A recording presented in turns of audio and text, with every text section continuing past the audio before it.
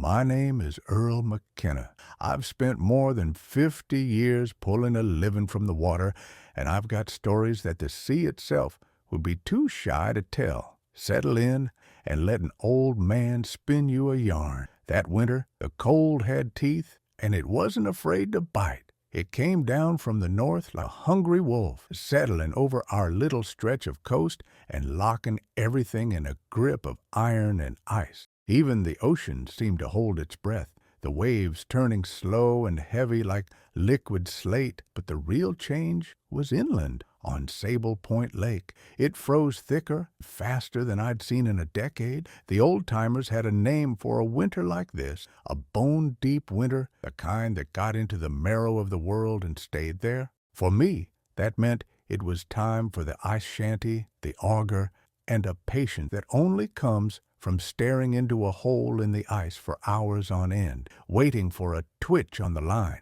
There's a kind of church in it, you see, the quiet.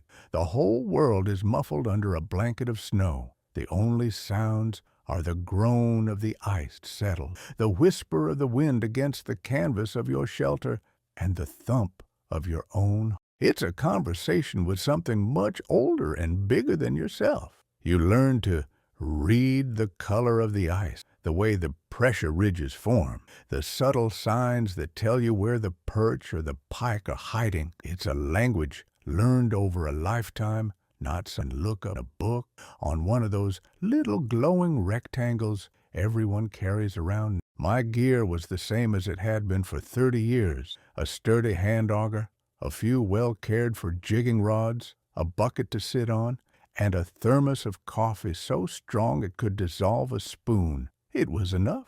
It had always been enough. The peace of that particular morning was broken by the sound of a snowmobile whining like a giant mosquito as it skimmed across the frozen expanse. It was August. Good kid, mostly, but restless. He had the kind of energy that made the air around him feel tired. He was the son of a friend, and he'd taken to fishing, but not in the way I understood it. For August, it wasn't about the quiet or the waiting.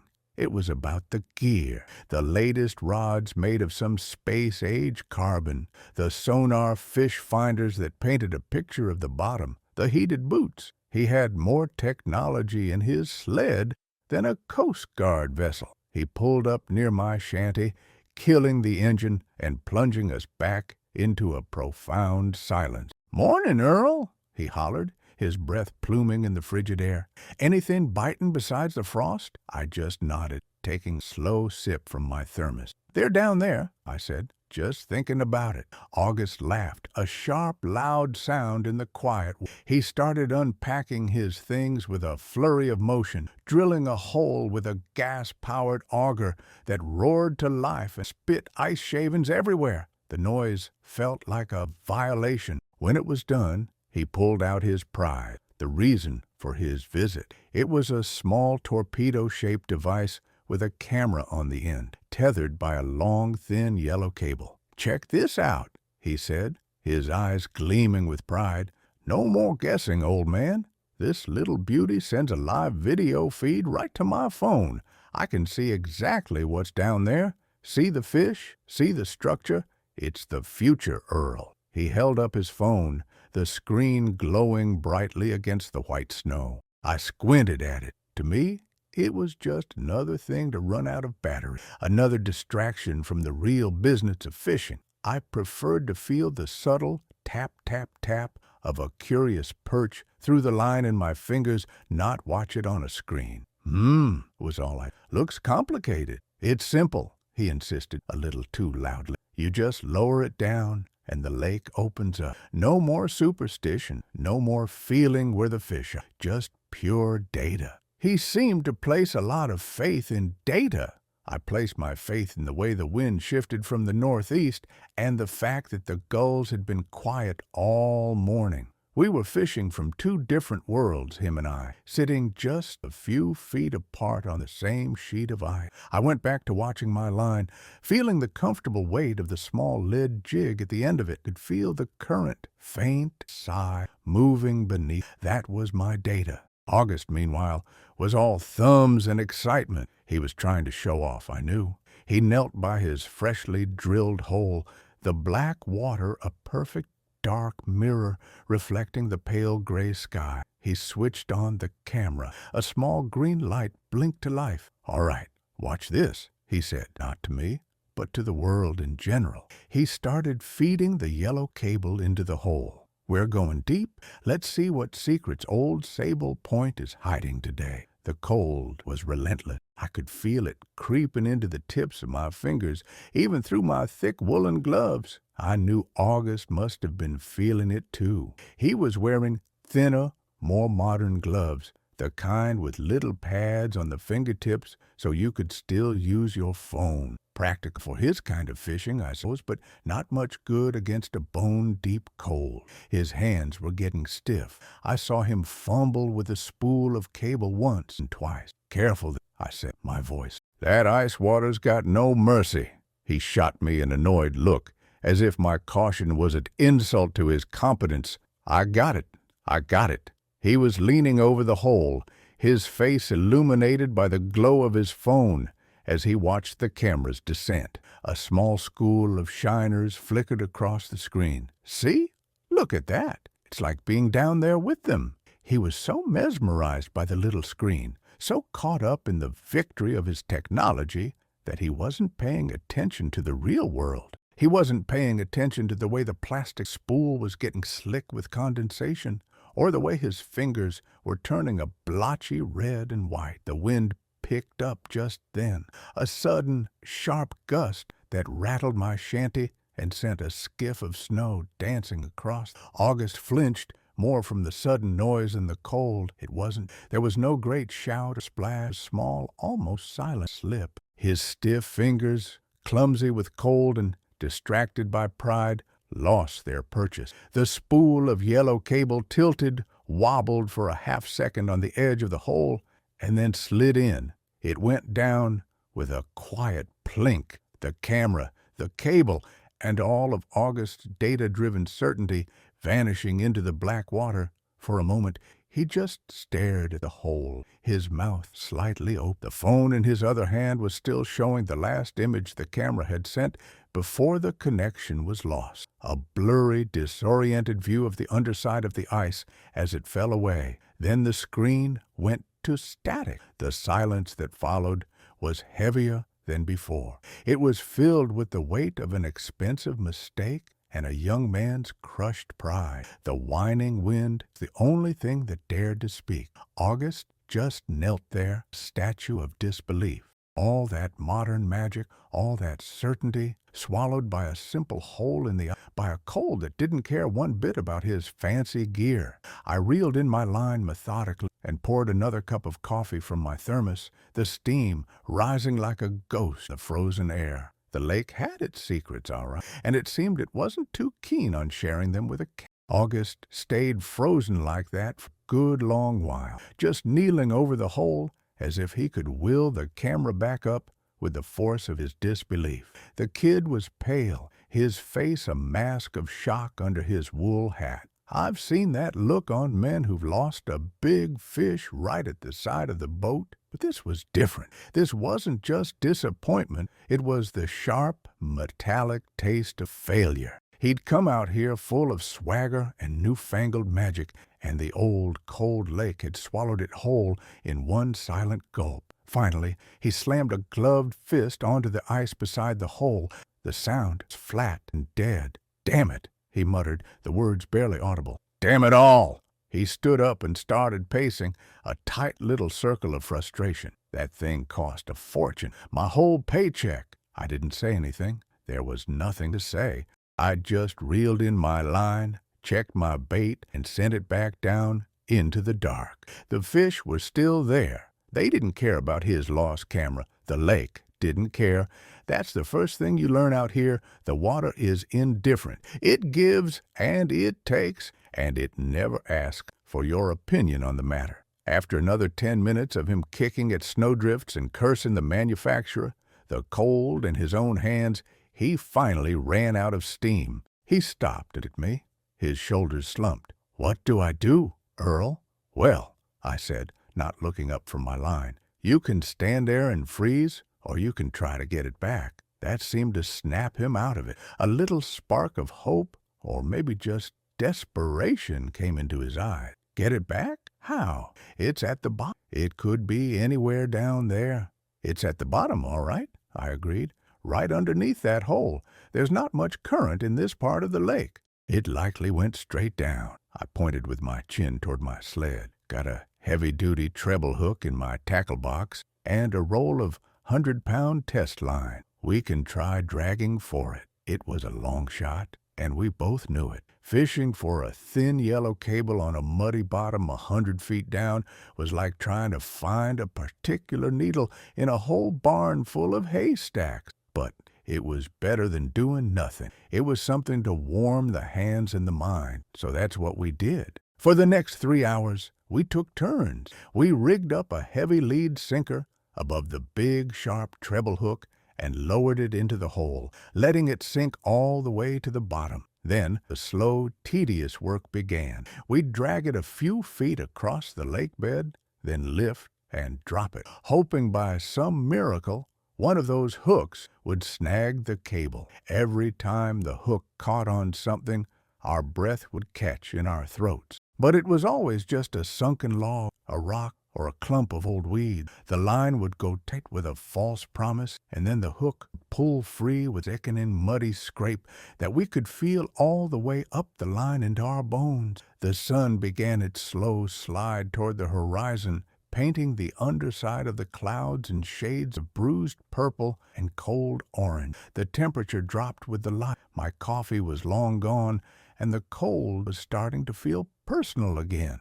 August was quiet now, his earlier frustration replaced by a grim, dogged determination. He was learning a lesson in patience that no piece of technology could have taught him. We were about ready to give it up, to consign the camera to the deep, tribute to the lake's cold appetite. I was on the line, dragging it back toward the hole for what I'd decided would be the light. It felt heavy, but it was a dead, muddy weight I'd a dozen times this afternoon. I was just about to give it a sharp tug to free it when I felt something different. A slight give, a subtle, springy resistance that wasn't like a log or a rock. Hold on, I said, my voice low. I think I got something. August was on his knees by the hole in an instant, peering into the darkness. I didn't reel. I pulled the line up slowly, hand over hand. I didn't want to put too much strain on whatever the hook had found. The line came up, dripping and cold, coiling on the ice at 10 feet, 20. The weight was consistent, a dead drag, but it was coming, 50 feet. My arms were starting to ache and my fingers were numb, but I didn't stop. 7. Then we saw it, a faint glimmer of yellow deep in the water column, rising toward us like a strange deep sea. That's it, August whispered, his voice cracking with relief. You got it! The treble hook had snagged the cable perfectly. One of its barbs punched right through the yellow sheathing.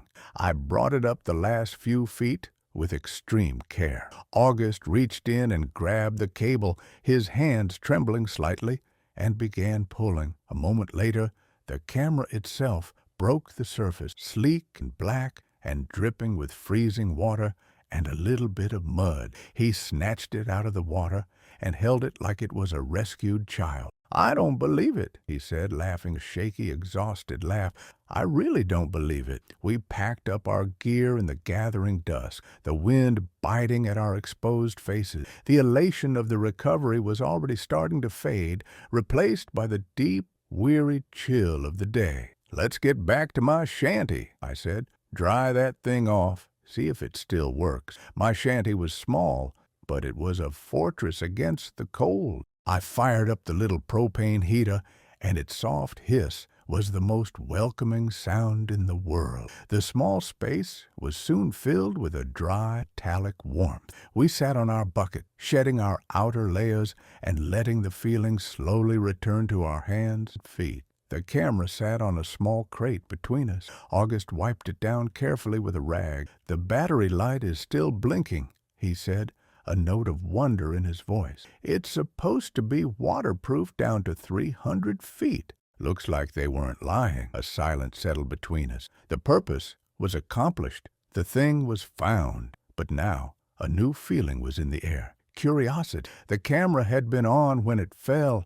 It had recorded its entire journey to the bottom of Sable Point Lake. It had seen what no one else had. I was the one who broke the silence. "Well," I said, nodding at the device, "you went to all that trouble to see what's down there. Might as well take a look." August hesitated. Maybe he was just tired, or maybe he felt a little foolish now, remembering his earlier arrogance. "I don't know. It's probably just a lot of mud." "Probably," I agreed. "But you don't know till you know." He sighed, then pulled out his phone. He fiddled with it for a minute, getting the wireless connection to sync up with the camera's internal memory. Finally, an image flickered onto the screen. It was the last thing we'd seen before it fell. A blurry view of the ice hole from below, framed by a halo of bright winter light. Then the video started. It was chaos at first, a dizzying tumble of blue and green and bubbles. The camera spun through the water. Then it stabilized, pointing straight down. The light from the surface faded quickly, from a sunburst to a pale green glow, and then to a deep, impenetrable black. The camera's own built-in light switched on automatically, cutting a sharp white cone through the darkness. We were mesmerized. The shanty was silent, except for the hiss of the heater. Our world had shrunk to the 4-inch screen in August's hand. We watched particles of silt drift lazily through the beam like snow in a night storm. A fat walleye, startled by the sudden light, darted past, its eye a flash of silver before it vanished back into the gloom. It was a strange, alien landscape, both beautiful and unsettling. The descent seemed to take forever. The only sound from the phone speaker was a low, muffled hum of water pressure. Deeper and deeper it went. The cone of light showed nothing but water and drifting particles. It was hypnotic. Then a soft poof! The camera hit the bottom. The view was obscured for a second by a cloud of silt it had kicked up. When it cleared, we were looking at a landscape of smooth brown mud. The camera, nudged by a deep, slow current, began to drift sideways, its light sweeping across the lake bed like a searchlight. It passed over a half-buried rock, an old, waterlogged branch. It was exactly what August had predicted, a lot of mud. I was about to say we'd seen enough, and then the light found it.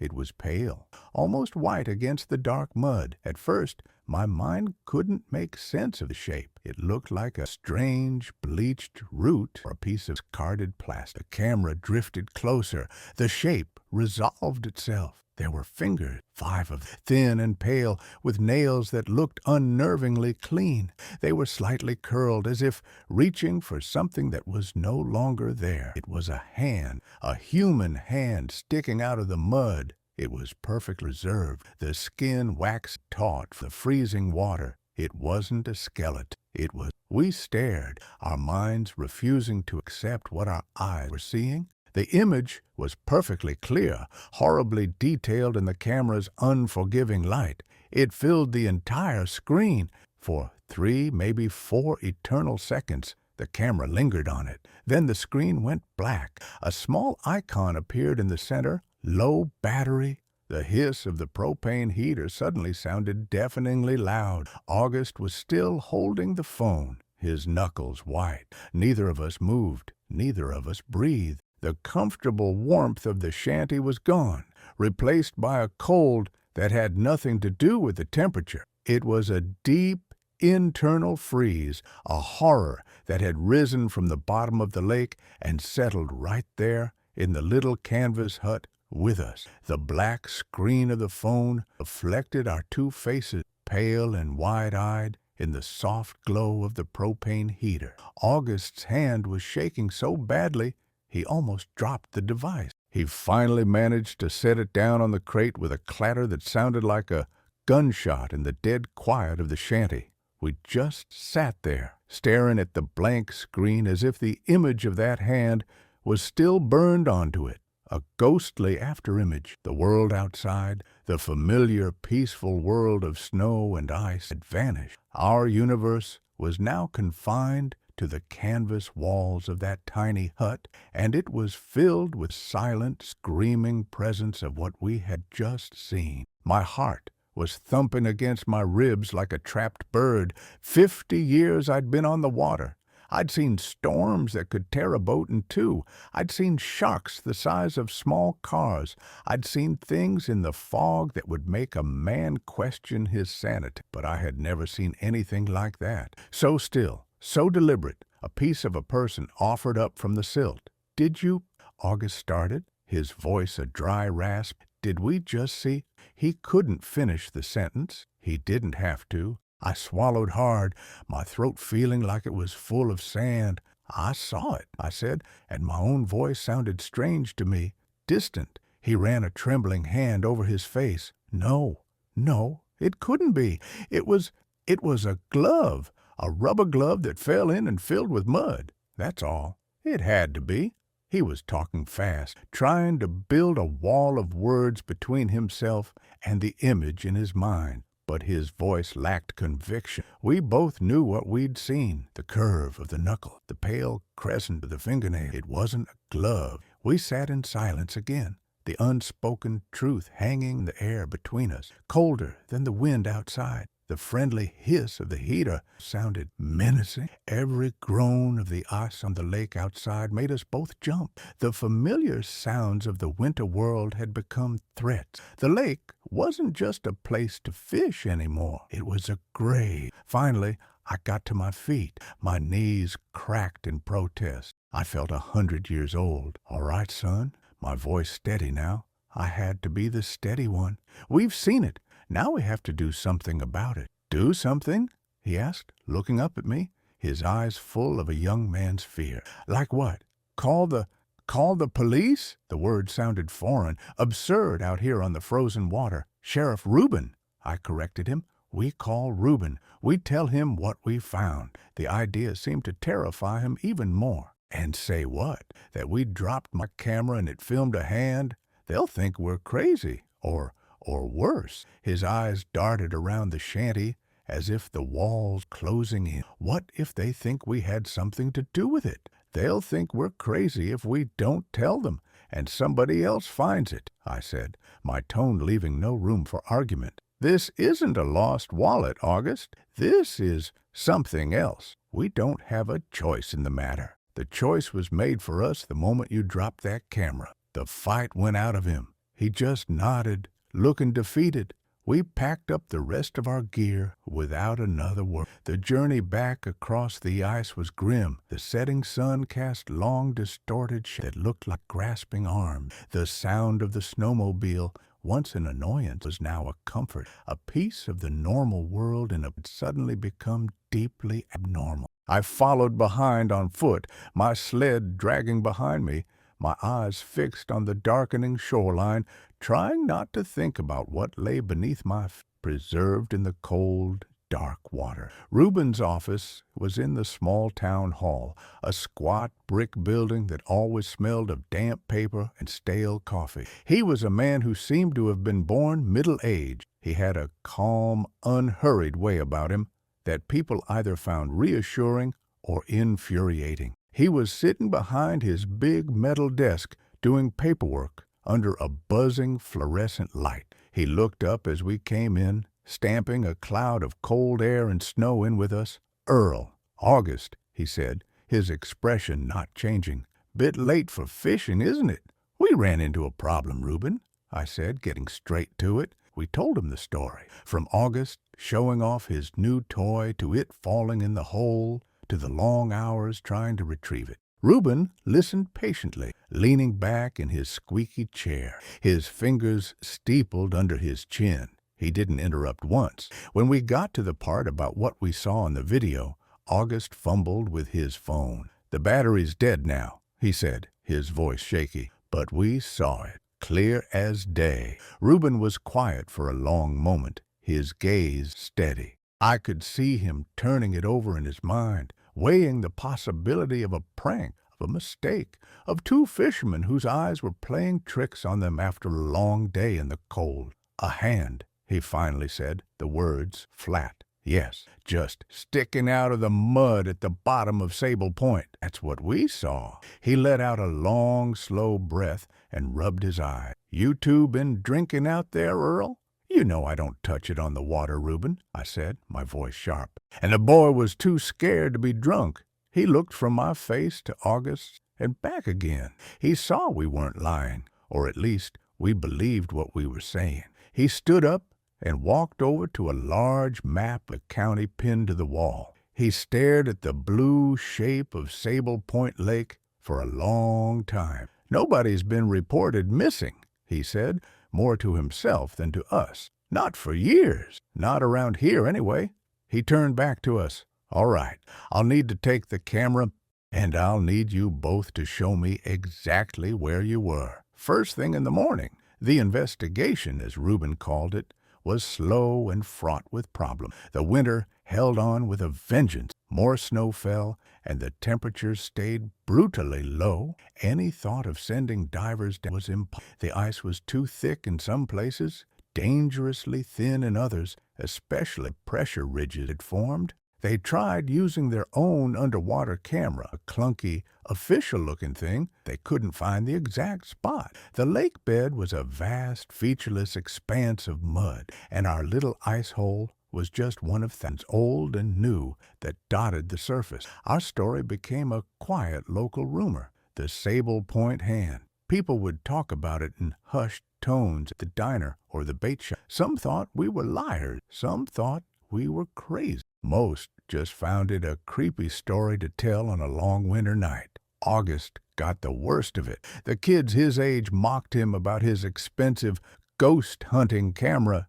He stopped fishing, stopped coming around much at all. He'd seen something he couldn't unsee, and the world wouldn't let him forget it. For me, the lake was changed forever. Every time I drilled a hole and stared down into that dark water, I thought of it. I imagined it down there, a pale, silent sentinel in the mud. I started fishing closer to shore. The deep water didn't feel right anymore. It felt like I was trespassing. The lake, which had been a source of peace and sustenance my whole life, now held a dark and patient secret. Spring finally came, grudgingly melting the ice with agonized slowness. When the water was finally clear, Reuben organized a formal search with divers and sonar equipment. They spent 2 days sweeping the area we'd marked on the map. They found sunken boats, a whole truck that had gone through the ice in the 70s, and more tires and beer bottles than you could count. But they never found a hand. They never found a body. They found nothing. The official report concluded that we had likely mistaken a strangely shaped piece of trash or a waterlogged glove for something human. An optical illusion, magnified by exhaustion and the poor quality of a consumer-grade camera. Case closed. August was relieved, I think. It gave him an easy way out, a way to dismiss the whole thing, a bad dream. He sold the rest of his fishing gear and got a job at the lumber yard. But I knew what I saw, and I knew that sometimes the world shows you things that don't fit into neat little report. The lake kept it secret. Maybe the currents had buried the hand again under a fresh layer of silt. Or maybe it was never meant to be. Maybe we were just given a brief, terrifying glimpse into a story that we were never supposed to know the ending to. Technology, in its quest to illuminate the dark corners of the world, sometimes reveals mysteries that are far more unsettling than ignorant, reminding us that some depths are not meant to plumb. My stories are like they come and go, but if you hit that subscribe button, you'll always have a seat by my fire. Don't be a stranger now.